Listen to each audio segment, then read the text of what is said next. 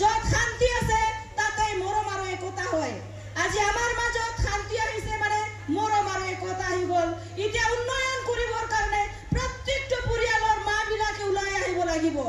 ঘৰটো যদি উন্নয়ন কৰিব লাগে তেতিয়াহ'লে মা সঠিক হ'ব লাগিব, মাবিলাকে সঠিক সিদ্ধান্ত ল'ব লাগিব। জুগনা মুন্ডা, কুসুম বৰা, বৈশাখী গোৱালা, ধানি বেৰেক, ৰঞ্জু কেৰকেটা, মেৰি খেৰিয়া, সাহাৰাই মহালি, মনিকা মুছাহাৰী, ফুলেশ্বৰী বড়ো, শেৱালী বড়ো, কমলা বড়ো। প্ৰমোদ বড়োচাৰে মহিলাবিলাকৰ কাৰণে এটা দুটা নহয় 4.5টা বছৰত 35টা ফ্লেগশ্বিপ স্কিম ইয়াতে তেখেতে লঞ্চ কৰিছে আৰু প্ৰত্যেকটো ফ্লেগশ্বিপ স্কিমবিলাকক আমি সুন্দৰভাৱে সুচাৰুৰূপে ইমপ্লিমেণ্টেশ্যন কৰিব পাৰিছোঁ। 4.5টা বছৰত 2টা বছৰ আমি কৰোণা মহামাৰীতে পাৰ কৰিলোঁ।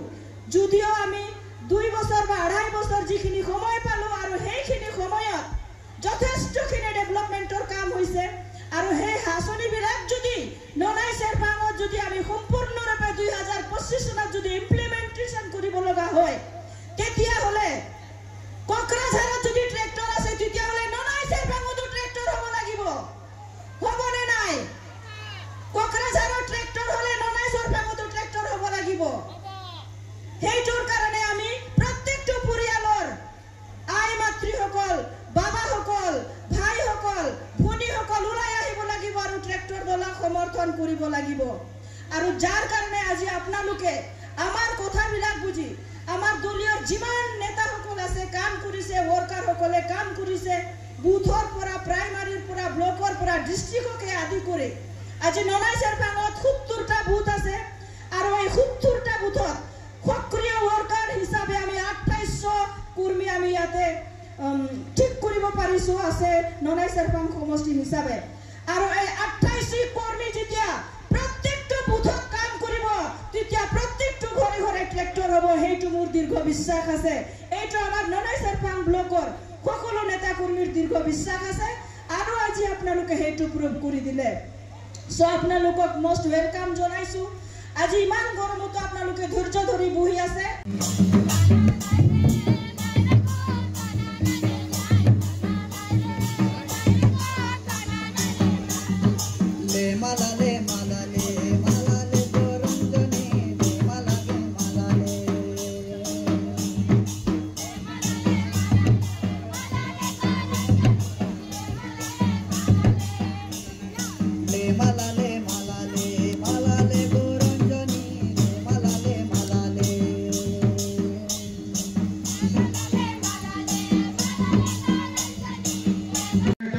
প্ৰগ্ৰাম আছে বুলি কৈ আছে, তো তাৰ কাৰণে মই সেই সময়ত আমাৰ অতি মৰমৰ EM BTR sir Wilson Hasan ডাঙৰীয়াক ভাষণ ৰাখিবলৈ অনুৰোধ জনোৱা থাকিল।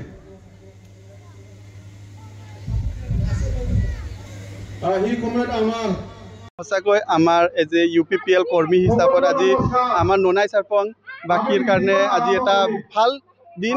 আমি আজি বহুত দিনৰ পৰা UPPLত আছোঁ আৰু বহুত কষ্ট কৰিছিলোঁ এই ননাই চেৰপাঙক উদ্ধাৰ কৰাৰ কাৰণে। আমি যিহেতু আগত UPPL নাছিলে, UPP আছিলে, সেই তাৰ পৰাই আমি ননাই চেৰপাঙত কেণ্ডিডেট দিয়া হৈছিলে, কিন্তু আমি উদ্ধাৰ কৰিব পৰা নাছিলোঁ। আৰু আজি আমাৰ 2020ত যেতিয়া চৰকাৰ আহিলে, চৰকাৰ অহাৰ পাছত আমি ইয়াতে কেণ্ডিডেট দিছিলোঁ, লেকিন কিবা এটা কাৰণত আমি ইয়াতে জিকিব নোৱাৰিলোঁ। কিন্তু এইবাৰ যোনটো নেকি 25ৰ ইলেকশ্যন আহি আছে, সঁচাকৈ আজি যি মেগা জইনিং হৈছে সেইটো দি আমি চাই ক'ব পাৰিম যে আমি নিশ্চয় 25ত আমাৰ এই ননাই চেৰপাং সমষ্টিৰ পৰা আমি এটা MCLA পাবলৈ গৈ আছোঁ। হয়, যিহেতু আমাৰ ইয়াতে আজি BJP হিচাপত আমাৰ MCLA তথা EM পাইছোঁ আমি, তথাপিও আজি ৰাইজে চাগে তেখেতৰ কাম কাজ আৰু যি সপোন চাই তেখেতক আজি ইয়াৰ পৰা পঠাইছিলে চাগে সেইবোৰ পূৰণ কৰিব পৰা নাই। সেইকাৰণে আজি ৰাইজে এটা চেঞ্জ বিচাৰি আছে আৰু সেই চেঞ্জ লৈ আজি ৰাইজে আমাৰ UPPLক সমৰ্থন কৰি আছে আৰু এই সমৰ্থন চাই আমি সঁচাকৈ আনন্দিত আৰু আমি ভাবি আছোঁ যে এনেকুৱাই আমি কষ্ট কৰি যাম আৰু ৰাইজৰ হৈ আমি কাম কৰি যাম।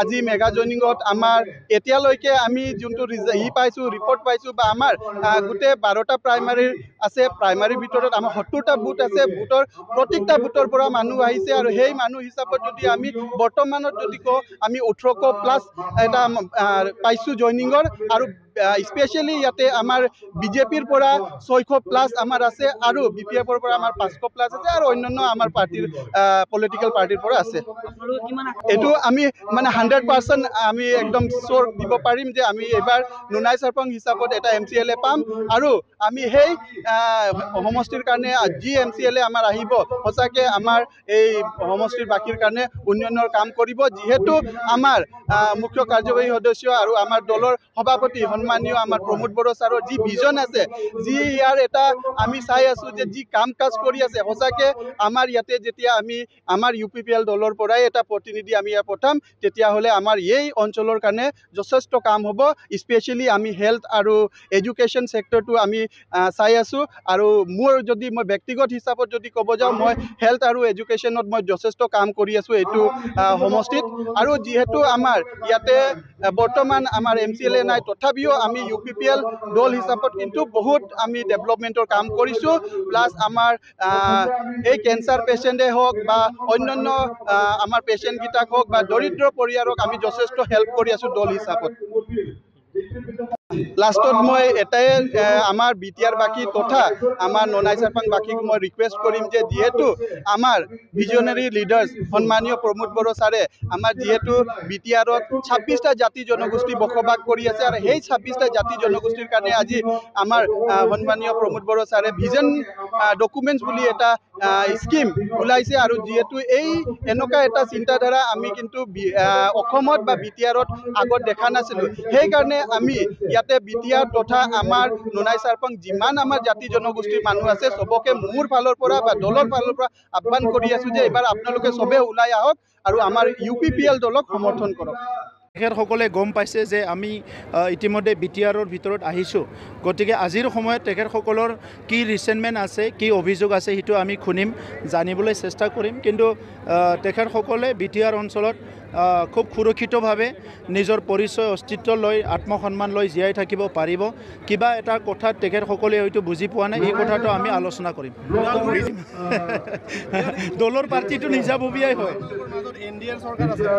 চাওক 2029লৈকে কেন্দ্ৰীয়ত NDA চৰকাৰ আছে তাত আমাৰ দুজন MP আছে 2026লৈকে দিছপুৰত NDA চৰকাৰ আছে তাত আমাৰ MLA আছে আৰু ইলেকশ্যন ঘোষণা কৰালৈকে UPPL আৰু BJPৰ চৰকাৰ কাউন্সিলত চলি আছে গতিকে আজিৰ সময়ত আমি ৰাজনীতি কৰাৰ লগে লগে একে সময়তে BTR অঞ্চলৰ ৰাইজৰ উন্নয়নৰ কামখিনিও কৰি আছোঁ গতিকে ৰাজনীতিটো বৰ্তমানৰ সময়ত ৰাজনীতি দল হিচাপে ৰাজনীতি কৰ্মী হিচাপে আমি ৰাজনীতি কৰি আছোঁ এট দ্য ছেম টাইম ৰাইজৰ উন্নয়ন ৰাইজৰ বিভিন্ন ইস্যুবিলাক মাটি বাৰীৰ পৰা আদি কৰি বিভিন্ন সমস্যাবিলাক সমাধান কৰাটো আমাৰ দায়িত্ব তো সেইকাৰণে সময়ত আলোচনা কৰাৰ কাৰণে এলায়েন্সৰ কথা আলোচনা কৰাৰ কাৰণে বিভিন্ন কথা আলোচনা কৰাৰ কাৰণে আজি CWC কমিটিত আমি কমিটি গঠন কৰি দিছোঁ CWC মিটিঙত পৰৱৰ্তী সময়ত তেখেতসকলে আলোচনা কৰি আমি এটা সিদ্ধান্ত ল'ম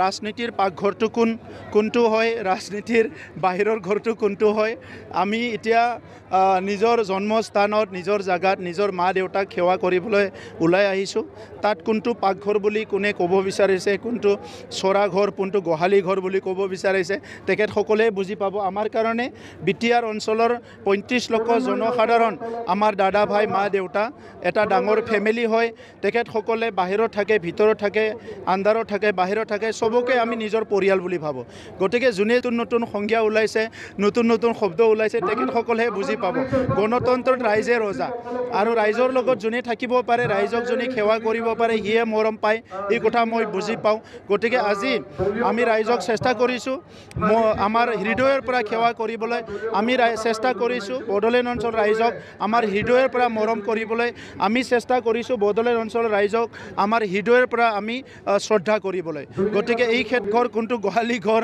কোনে কৈছে তেখেতসকলে বুজি পাব আমি বুজি নাপাম নোনাই চাৰপাং এটা শ্লোগান আহি গ'ল যে এইবাৰ নোনাই চাৰপাং UPPL দলৰ প্ৰাৰ্থী জিকিব সেইটো এটা অনুমান হয়। আজি 1500 মান বিভিন্ন দল সংগঠনৰ পৰা UPPL দল আজি যোগদান কৰিলে নৈ চাৰপাঙৰ অন্তৰ্গত ৰাইজে হিল দল ভাঙি পেলাই আমাৰ দলত যোগদান কৰিলে। ইয়াৰ অৰ্থটো হ'ল UPPL মানে শান্তি, প্ৰমোদ বড়ো ডাঙৰীয়াৰ নেতৃত্বত বিটিআৰ অঞ্চলৰ শান্তি সম্প্ৰীতি উন্নয়নৰ যিটো গতি, সেইটো গতিটো ৰাইজে ভাল পাইছে। আকৌ 5টা বছৰ UPPLৰ নেতৃত্বত প্ৰমোদ বড়ো ডাঙৰীয়াৰ নেতৃত্ব ৰাইজে বিচাৰিছে। গতিকে আজি 5টা বছৰত যিটো কাম কৰিছে প্ৰমোদ বড়ো ডাঙৰীয়াই, সেইটো দেখি পেলাই নৈ চাৰপাং অঞ্চলৰ ৰাইজে মানে মটিভেটেড হৈছে। তেওঁলোকে আমাৰ দলত যোগদান কৰিলে, আমি আঁকোৱালি লৈছোঁ। আৰু এইটো যিটো পৰিৱেশ আমি দেখিছোঁ, ননৈবাসী ৰাইজে এইবাৰ UPPL আঁকোৱালি ল'ব। তেওঁ জয় হ'ব। 40টা সমষ্টিত আমি মেজিক নাম্বাৰ লৈ পেলাই UPPL চৰকাৰ গঠন কৰিব। ইয়াৰ ভিতৰত নৈ চাৰপাং এটা হ'ব আৰু নৈ চাৰপাঙৰ ৰাইজে ভাল এটা ভূমিকা ইয়াৰ ৰ'ল ল'ব। ডাঙৰীয়া আজি চাইছে আৰু ইতিমধ্যে অৰ্ডাৰো দিয়া হৈছে, বুলডোজাৰ চলি আছে। ইয়াত প্ৰমোদ বড়ো ডাঙৰীয়া ৰাইজৰ দুখ বেদনা তেওঁলোকে বুজি পায়। নৈ চাৰপাং অঞ্চলৰ ৰাইজৰ মাজত এতিয়া যোগাযোগ হৈ গ'ল। তেখেতে কথা দিছে এই অঞ্চলৰ ৰাইজৰ কাৰণে কাম কৰিব। গতিকে সেইটো বুজি পেলাই আজি ৰাইজে সহযোগ কৰিবলৈ আহিছে। ৰাইজৰ মৰম, চৰকাৰৰ মৰম থাকিব। গতিকে ৰাইজে চৰকাৰক মৰম কৰিব, প্ৰমোদ বড়ো ডাঙৰীয়াক মৰম কৰিব, প্ৰমোদ বড়ো ডাঙৰীয়াই চৰকাৰক মৰম কৰিব। মই জইনিং কৰিছোঁ মানে মই এটা BPFৰে কৰ্মকৰ্তা আছিলোঁ। আজি মই মোৰ যিমান মানে কৰ্মীসকল আছিল মোৰ লগত থকা, তেখেতে মানে BPFৰ পৰা একো মানে কোনো ধৰণৰ প্ৰাধান্য পোৱা নাই। মানে যোৱা 17 বছৰতো আমি মানে বহুত মানে এন্তৰ লগত লাগি ভাগি থাকিলোঁ, তো আমি একো সাই সুবিধা পোৱা নাই। সেই বুলি ৰাইজৰ হৈ বা ৰাইজৰ লগত থাকি আজি মোটামুটি 20-25 জন লৈ মই মানে আহি UPPLত জইন কৰিলোঁ। কিয় কি UPPLৰ আদৰ্শটো দেখা পাই ভাল লাগিছে, মানে যে ইয়াক লৈ মানে ৰাইজৰ হৈ কিছু ৰাইজৰ উন্নতি কৰিব পাৰিম বা UPPLে যেনেকৈ মানে যিকোনো ৱাৰ্কাৰক মানে বহুত ধৰণৰ প্ৰাধান্য দি যায়, সেই বুলিয়ে মানে আজি UPPLত জইন কৰিলোঁ।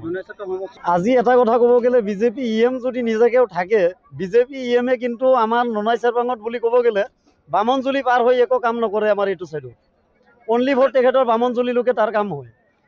মানে তেখেতে যে ইয়াত আহি মানে বামনজুলিৰ বাহিৰত আহি কোনো ধৰণৰ কাম কৰিব ননাই চাৰপাঙত, তেখেতে নকৰে। আমাৰ সেই গতিকে আমাৰ UPPLৰ ডাইৰেক্ট হেৰি লাগে। আমি UPPLৰ পৰা EM এইবাৰ এটা বাছনি কৰি ওলাম বুলি আশা কৰি UPPLত জইন কৰিছোঁ। বা ইমান হাজাৰ হাজাৰ মানুহ অলৰেডি হেৰি কৰি আছে UPPLত আহিবৰ কাৰণে।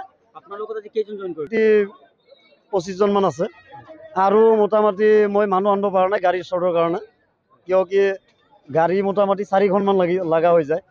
তো সেই বুলি মানে আজি মই কমকৈ আনিছোঁ। এতিয়া মানে গাঁৱে ভূঞে মানে চেণ্ট্ৰেল ডিষ্ট্ৰিক্টৰ মানুহ লৈ মই মানে জইনিংটো কৰাই ল'ম গোটেইকেইটা।